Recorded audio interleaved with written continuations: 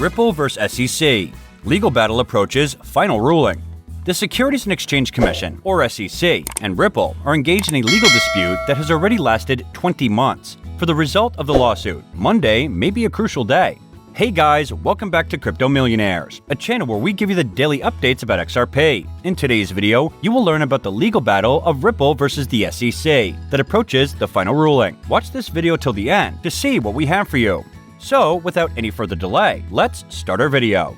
A member of the XRP community by the name of Jeremy Hogan has offered some extremely perspective commentary on the Ripple vs. SEC lawsuit. He stated that yesterday, the court received reply briefs to each party's request for summary judgment that were filed under seal. The Securities and Exchange Commission and Ripple both submitted requests for summary judgment earlier. If accepted, a judge would then make a decision on the case, avoiding the necessity for a trial. A partial victory for Ripple. Ripple already managed to defeat the SEC in a significant way yesterday. The internal records associated with the infamous Hinman speech from 2018 have now been acquired by the blockchain business, as Ripple's general counsel, Stuart Alderoty, revealed. Both Bitcoin and Ethereum are not securities, according to William Hinman, who at the time served as the director of the SEC's Division of Corporation Finance.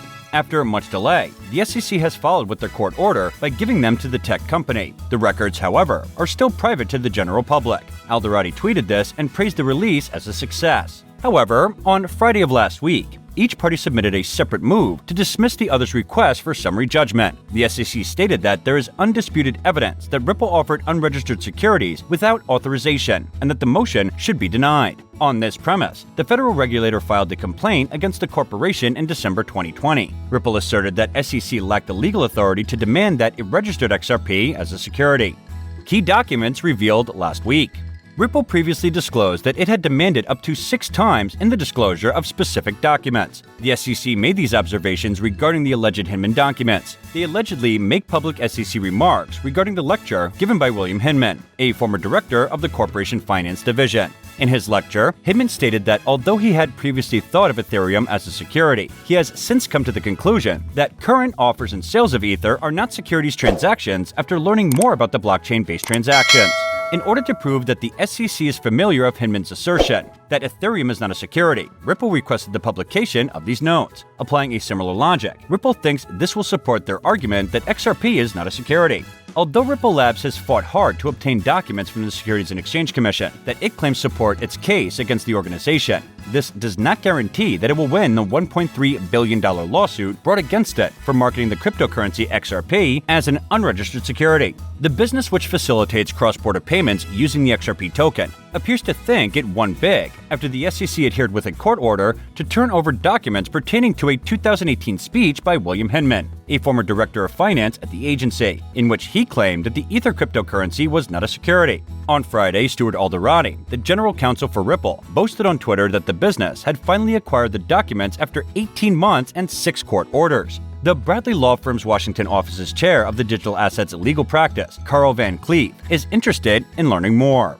She draws attention to the fact that the Ripple team has not made clear what they are looking for in the documentation or explained how it might support their argument. It's great they have the documents, but what is it they're trying to extract from those documents to support their case? The U.S. Supreme Court, which makes its decision independently of the agency, is the ultimate arbiter of whether cryptocurrencies are legally securities, regardless of what a former SEC official believed 4 years ago, according to Stephen Diamond, a securities law professor at Santa Clara Law School. In its several speeches on the subject over the past 70 years, the High Court has never deviated from the extremely simple framework that it created in the Howey test, according to Diamond. I don't think XRP or Ripple will make a dent in that in this case, the speaker said. The Howey test, which was created in 1946 and establishes when financial transactions qualify as investment contracts, is the central question in the XRP discussion. If so, then, according to American law, they are securities. The important question is whether money has been invested in a joint venture with a realistic expectation that a profit will result from other people's labor.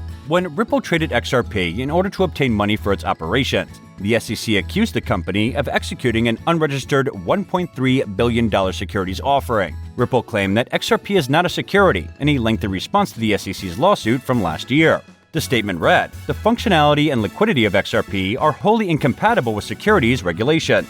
According to Diamond, the crypto world likes to claim that there is no regulation, that somehow we need regulatory clarity. Apparently, they don't like the simplicity of a very straightforward 4-part test that has been used probably thousands of times at this point by the SEC and has been supported consistently by the courts, says the author. The Howey test, according to Joseph Hall and Jay Mazzari, partners of the law firm David Polk, is out of date and was never intended to be applied to assets like cryptocurrencies. Hall and Mazzari state that many tokens represent no ownership of a business and no claim on revenues, income, or assets of an economic enterprise. At the time he made them, Hinman claimed that his remarks were a personal assertion and did not represent the SEC's position. The agency's head, Gary Gensler, has frequently expressed his opinion that most cryptocurrencies are securities, with the possible exception of Bitcoin, which may be categorized as a commodity. In recent weeks, the price of XRP has largely tracked how people feel about Ripple's chances of winning the lawsuit. It was just over 45 cents late on Friday, up roughly 4%. Nomics data shows that this is up from its closing in August of about 33 cents, but down from more than $1.80 in April 2021. More businesses beyond only Ripple have found themselves in hot water due to the argument over whether cryptocurrencies are securities. In a civil complaint against a former employee of Coinbase, the SEC designated 9 cryptocurrency holdings to be securities in July. BlockFi settled with the SEC for an unregistered crypto lending platform offering what the regulator considered to be securities earlier this year by paying a settlement of $100 million. Regulators and the cryptocurrency industry now have a wide gulf as a result of the current discussion. Documents might not be enough.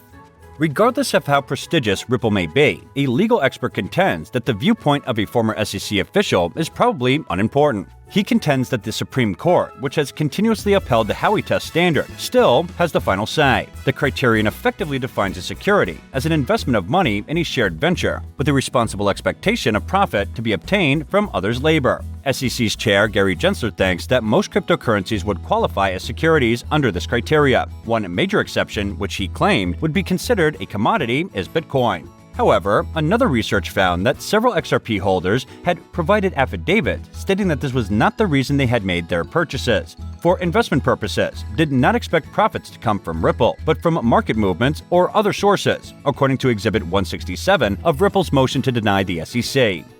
SEC versus Ripple.